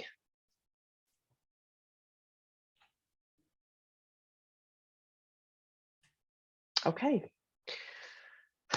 Then with that, we are going to go on to our next agenda item. Certainly, we will have much more to come on data systems. Before we get to updates from TELC members, I wanted to see, Megan, were we going to talk at all about any federal stimulus updates or? Yeah, this is Megan Schneider. Allison should be on the line and ready to give a verbal update. Perfect. I thought we had that on there. Allison, you want to give an update on Texas Workforce Commission stimulus funding? Yep. I'm happy to do that. So Allison Wilson with the Child Care and Early Learning Division at TWC. So last time we were together, we shared with you some updates related to funding, the stimulus funding initiatives that were approved in October and November. One of those was the plan and distribution methodology for the Arba funded childcare stabilization funds. So since that time, the commission did approve some modifications to that plan. That was approved on December 21st. And there were 3 components to what has been updated there. First off, we've added a requirement that will require providers to commit to remain open through May of 2023. Some of you may be familiar with the last round of funding that we did, and that was not a requirement. We were kind of trying to stem the bleeding at that point. And with this round of funding, it's significantly more. Almost $2.5 billion that we'll be distributing. And last time it was about 580 million that we distributed. So we thought it was an important change here to require that they commit to stay open. Another change is that the payments to providers will be spread out over 4 payments instead of 2. So they will go out quarterly. And that is, again, because it is just so much money, it felt like a more responsible approach to kind of spread it out than to load them with really big payments all at once. And then lastly, the commission approved funding $20 million for some monitoring and setting up a fraud hotline. I will tell you that, with our last round of funding that we did, we handled the monitoring internally through our fraud deterrence division. But because this time it is just so much more money, we decided that it made sense to put more money towards this and actually work with an external partner to provide that monitoring support. And then in addition, that fraud hotline will provide it. TWC already has a fraud hotline, but this will give us a dedicated one that is specific to childcare, since we know our regular fraud hotline is generally overrun with unemployment insurance related issues. So again, that was all approved December 21st.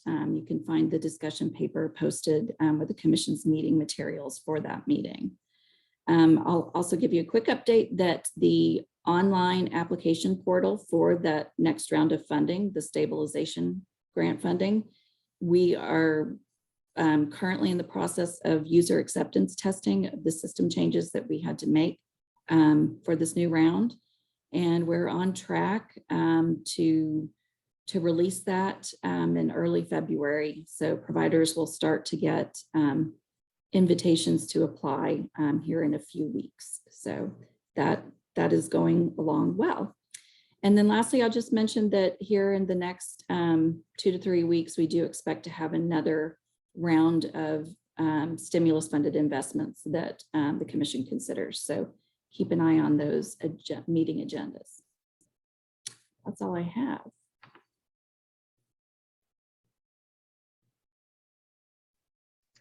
Does anyone have any questions about that? Kim. Thanks, Allison, for the updates. With the next round of stimulus funding in the next couple of weeks with going to in front of the commissioners, will that be I think we've got just over $1 billion left that hasn't been allocated. Will that be for the whole package, or are we expecting a 6th approval process as well? So we're still discussing how much is going to be in there, but I think that there will likely be at least one more. Okay. Other questions or comments from council members?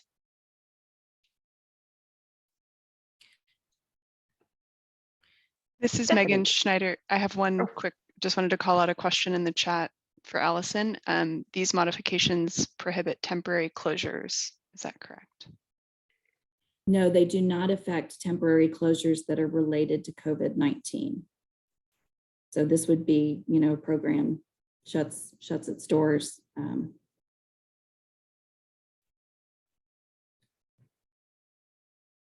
All right, Stephanie.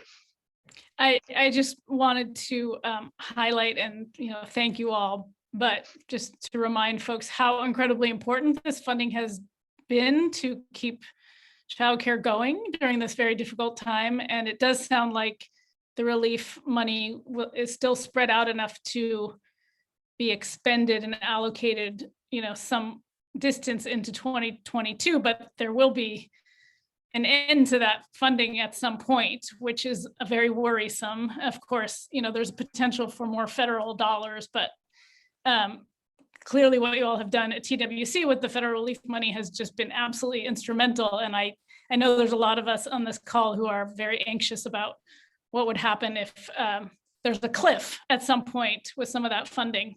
So I just, obviously what's happening at the federal level is urgent and really important to keep this progress going, because Texas has made just, wonderful decisions, I think, with the spending of those dollars. Thank you. Thank you, Stephanie. I will say that is one of the things as we develop guidance, FAQs, and as we work with our business coaching entities on the use of this $2.45 billion, one of the things that we do want to make sure providers continue to be aware of is the one-time nature of these funds. It's tough. This is a lot of money, and you're right, it's so needed right now, but we want to make sure that as folks are using these funds, they realize the money will go away. And so this is a great help for you right now, but to think through strategies for how you want to spend it in light of the fact that eventually it will go away. Julitha? Yes, to echo what Stephanie said, this has been a significant answer prayer to all the providers. There are a lot of providers on the call today. And since we have you, Allison, I have one unique question I want to ask, to lift up. So you said that the payments will be in 4 payments. Could you explain that a little bit to make to give them some clarity, just a little bit? We understand it, but I just want, since they're here listening and you're here, can you just explain that just a little bit? Yeah, so basically those invitations to apply will go out in February, and as soon as an application is submitted and approved, we will basically issue the first payment. So just like with last time, there will be a total award amount that's calculated for each provider that's based on their license capacity, the market rate, average market rate in the area where they operate, as well as those potential add-ons that they could get for being a quality provider or being in a childcare desert or being in an area with a high social vulnerability score. That total award amount will be divided into 4 equal payments. So whenever they get that initial payment, so long as they come back after they've spent the funds and report how they used the funds, which is a new step this time, we have to collect that data for the federal reporting. As long as they submit that report and how they spend it, then we will release the second payment, which theoretically would go out, 3 months after they received or after the first payment was sent. And each subsequent payment will follow that same pattern. Did that answer what you think they're looking for? Yes, and there's one more question. Will they have to apply each time, each payment, or just the one time and it will be the 4 payments? They will just have to apply once. And like I said, they will have to submit a quarterly report before they can receive the next funding, the next payment, but it won't be another application, just a report of how they spent the funds. We also, the invitations that go out in February will be based on who was eligible as of December 31st. We have to get a data file from Child Care Regulation and determine what our universe is.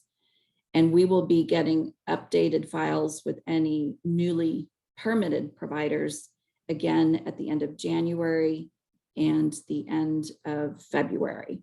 So in addition to providers that are already in business, open, operating now, we'll also be able to pick up some that, reopen or start new businesses between now and the end of February. Thank you so much to you and Reagan and the whole TWC team for always answering our questions and showing up when we ask you guys. We do appreciate all the work that you guys are doing. This is a lot of money. And like you said, I'm just excited for the providers, and I'm excited that you guys always answer our questions and always there for us. So thank you so much. So I'll also say, I see some more questions coming in that are very specific. We're right now working on some updates to our webpage with a lot more detailed information and a very detailed set of frequently asked questions. And we will be, sending out email notifications too as these resources become available. So that's all coming very, very soon. So I would say within the next couple of weeks, we should have a lot more published that goes down in the weeds. Kim.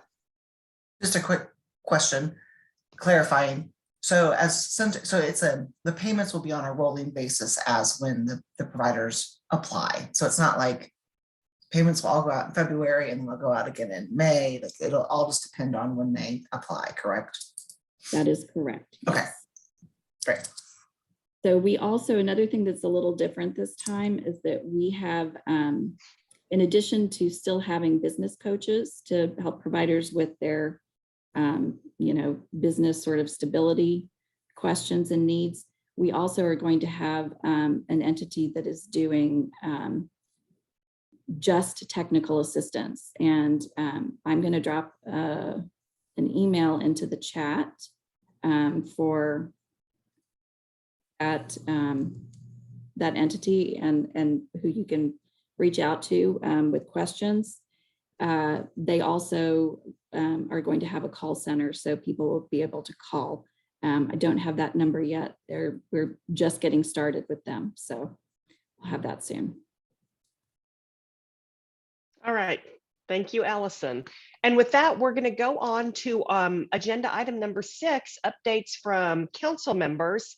And I'm going to turn it over to Rochelle Daniel from Child Care Regulation. Thank you, Reagan. Rochelle Daniel, Child Care Regulation. Wanted to state that, so I'm following the protocols. First of all, let me apologize to you guys. If it looks like I'm winking at you, I actually got injured by my dog in the eye this morning. So my eye kind of wants to close. So I am not trying to be inappropriate. So I'm going to talk just a little bit about where we're at for child care regulation and the comprehensive minimum standards review. I know Katie's dropped off the call, but I mentioned that we would kind of do a high level on this. What I'll start with is actually, I'll go a little bit further back, is that we started this process in December of 20. Yes, December of 20. I had to think about that for a second. And we started seeking input from our own staff, from our providers.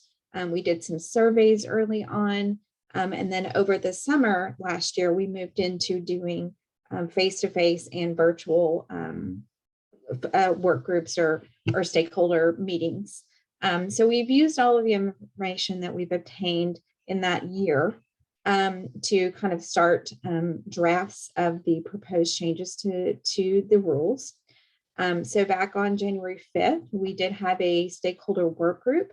We had providers involved. We had some of the wonderful people on this call involved, and met to discuss what had been drafted.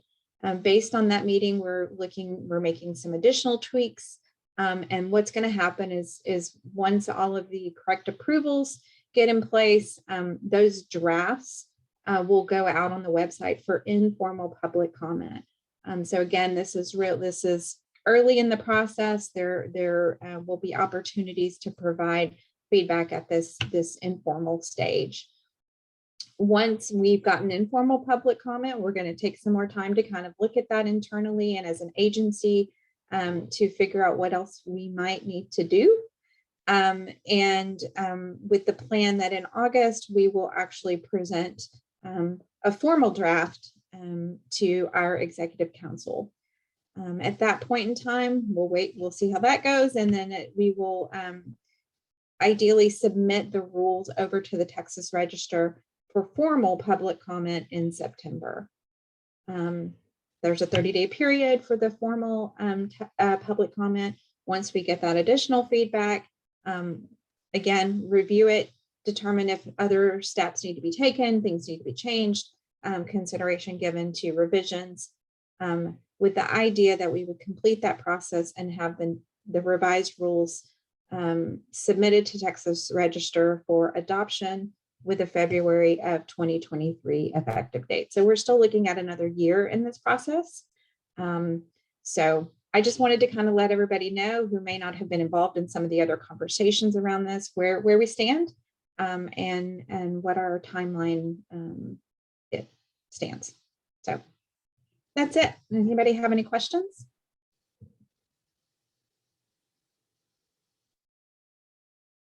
All right. Thank you for the update, Rochelle. Sure. Okay, and that takes us to our last agenda item before we adjourn. Let me ask first, do any other members have any other updates that they want to share with the group before we move on to upcoming early childhood events? This is Megan Schneider. I do have an update on behalf of Melissa Hoisington. Oh, great. Thank you. Yeah, so this is on behalf of Melissa Hoisington, who is unable to attend today's meeting due to COVID issues at her school. So as a reminder, Melissa is the former president of the Texas Licensed Child Care Association. She's a franchise owner with Primrose Schools. She was recently elected to serve a 2-year term on the Primrose Advisory Council, and she is, of course, a peer member of yours on this Texas Early Learning Council. So she wanted to share some remarks. If she was here in person, this is what she would have said. So as most of you know, the childcare industry has been experiencing a staffing crisis for quite some time now, and there is no light to be seen at the end of the tunnel just yet. While the relief funds have helped many of us stay afloat, and relieved the financial strain we are under, it can only do so much to help us recruit and retain quality staff at the quick pace needed. Most of my colleagues continue to increase staff wages to compete with other industries, and we've also had to raise tuition rates to help support the increase in payroll and other costs. My best guess is that tuition rates are increasing anywhere from 5 to 20%, and that is not even to sustain the 10 to 30% or more pay increases we have been providing our new and existing staff. Not only are we competing with the rest of the workforce like everyone else, but we're placing increased demands and stress on the individuals who choose to work in this field. They are following strict health and safety protocols similar to those in the medical field, putting their health at risk daily, and are coming down with COVID at a rate that has never been seen since the beginning of the pandemic. This creates a constant morale battle among existing staff, and burnout is common. We are surviving this season just like we've managed to adapt and overcome the last 22 months, but it's been grueling to say the least. We are hopeful that Omicron will peak soon, at least in my immediate area north of DFW, and we'll be able to catch our breath a while longer until the next shoe drops. Denton County was averaging maybe 100 plus cases per day a few weeks ago, and now we're seeing over 3,000 to 4,000 per day here recently, to give you an idea of how much of a shock to the system this has been. I am fortunate that I happen to have a unique school who tends to have substantially less turnover than what you would consider industry average. So when we begin to experience things like temporarily reducing operating hours to stretch our staff as far as we can and accommodate absences, that's a sign of how difficult things truly are in the industry right now. With Omicron being so bad this week in particular, we also were forced to ask for volunteer families who had the ability to keep their children home at the end of this week, so that we could ensure high quality care and low student teacher ratios to those who attended. Entire school districts are closing in our area due to being short staffed, but we continue to do everything in our power not to close our doors for those who depend on us most. One of our other challenges is that we are doing our best to follow our local county health departments and what they advise for COVID exposures and quarantines, but the cases are so frequent it is becoming impossible to close down classrooms for extended periods of time repeatedly. We are trying to follow their guidelines and are attempting to use good judgment, but our families cannot afford to be without childcare. And the more they miss work due to recommended closures, the more their employment status might be in jeopardy. This is a glimpse into what is taking place in high quality centers in middle and upper middle class suburbs, so I cannot fathom the challenges that low income centers are faced with right now. I still have the staffing and resources necessary to train my staff and terminate teachers who are not a good fit or who show poor judgment, but it is a challenge with limited staffing options. I had to make the decision to terminate someone who was not exercising sound judgment a few days ago at my own school, which is part of the reason we are so short-staffed this week. A school with even more limited resources than mine would probably find it near impossible to continue to provide quality care and supervision in this current climate, much less part ways with underperforming staff. Any assistance in aggressively recruiting and retaining high quality staff would be welcomed and much appreciated, in addition to the funding that is on the horizon. We need a statewide effort to draw attention to our industry and the rewards it does have to offer to those who have the heart for it. I do truly appreciate each and every member of this council and the work they do on behalf of the children we collectively serve. This is a difficult time for all, but I know we will continue to work together to ensure the needs of families across Texas are successfully met. Thank you. And again, that was me speaking on behalf of Melissa Hoisington, the council member. I'll pass it back to you, Reagan. Thank you very much. Makes it hit home. Jerletha, your hand is up. Yes, it's me again. It's Jaleesa McDonald, ADFW. I have a special announcement to make. The state of Texas now has 2 family child care providers who are state representatives for the National Association for Family Child Care. First time ever.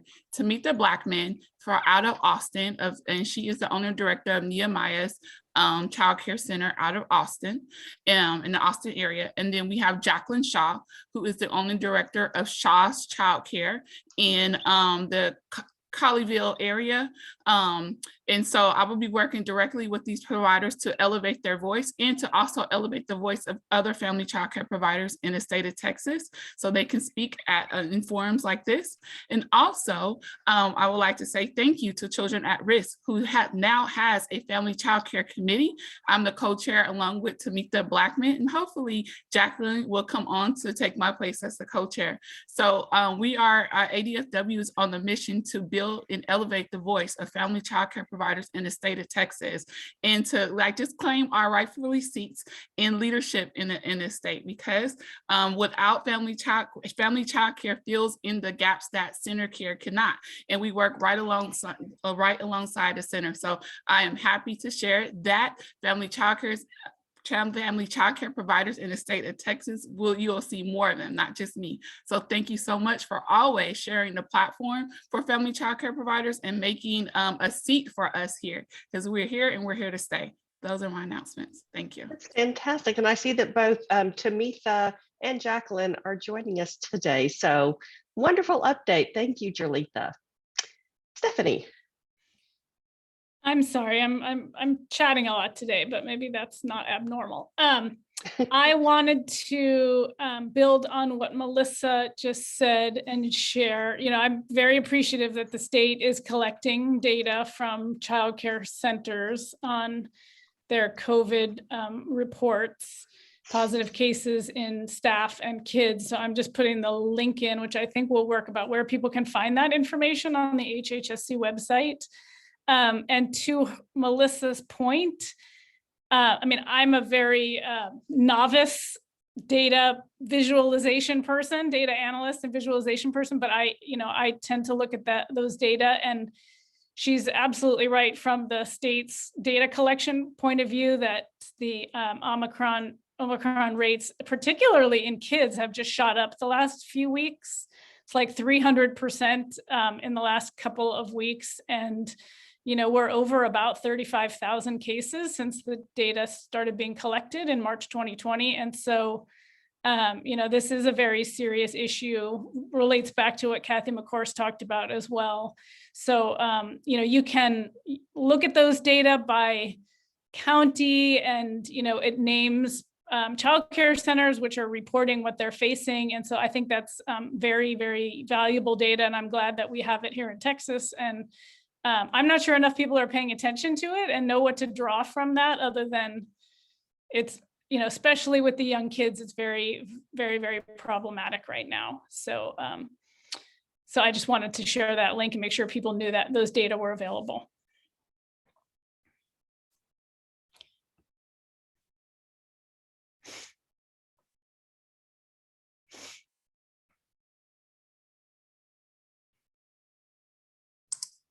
Reagan, you're muted. Thank you, Kim. We're going to go to our last agenda item, upcoming early childhood events. And I'll turn it over to Kim first, and then to Audrey. Thanks, Reagan. Kim Cochran with Children at Risk. So we have have released our events for the year at Children at Risk, and I will put a link in the chat box for all of them. But our first one is coming up in a couple of weeks, the State of Black Children. So it will look at from cradle to career. So that whole span from what's happening in early childhood to health and et cetera. So so join us. That event is free, and you can see the whole list of events that are coming up on our website as well. So join us if you can. They're all webinars.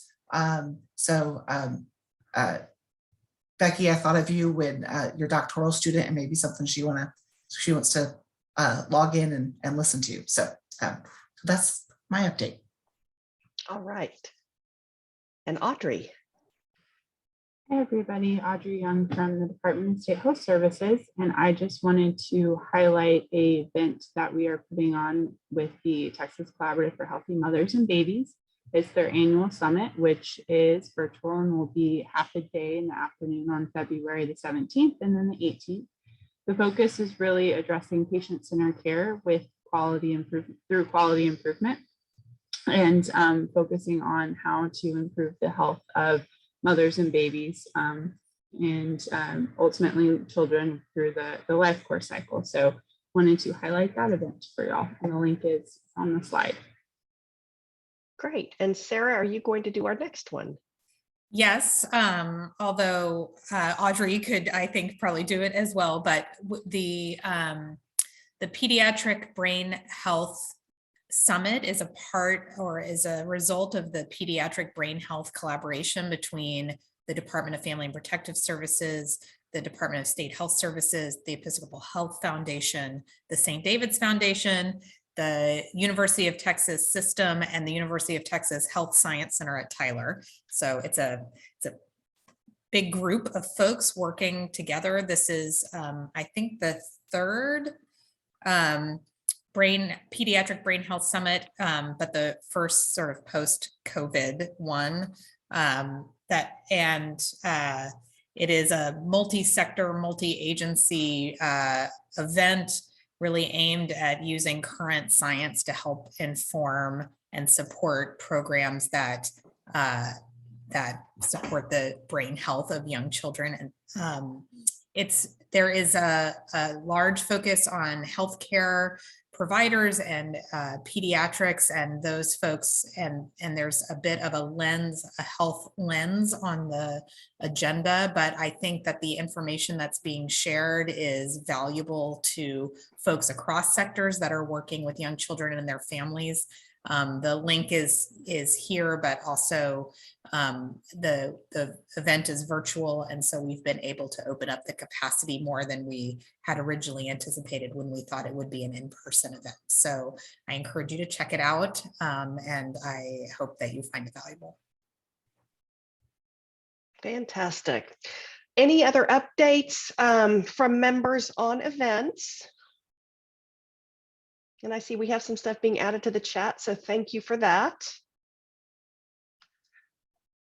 And if there are no other comments from members, I want to thank everyone once again. This was a jam-packed, information-full meeting. Thank you to all the council members and to all of the guests that attended for your continued efforts to support our youngest Texans. And with that, it is 11:01, and I will call the meeting to a close. Thank you, everyone.